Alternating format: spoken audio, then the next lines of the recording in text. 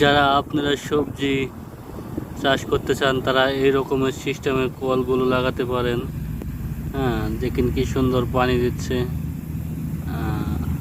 এটা সবজি ক্ষেতের আইলের ভিতরে এই পাইপগুলো লাগাই দিলে এরকমভাবে হালকা হালকা পানি প্রতিদিন আর ছিটিয়ে দিতে হবে না। বীজ রোপণ করবেন বিভিন্ন রকমের বীজ। এইভাবে আপনারা ওই পানিগুলো এই এরকম পাইপের মাধ্যমে দিতে পারেন। সাধারণত আমাদের কৃষিক্ষেত্রে পানিতে অনেক সমস্যা হয়, তো এরকমভাবে আপনার পাইপ লাগাই দিলে খুব সুন্দর করে বীজ রোপণ করা যায়। তাতে কোনো ঝামেলা হয় না, ফসল নষ্ট হওয়ার চান্স থাকে না, আর শাক সবজিগুলো দ্রুত বাড়ে,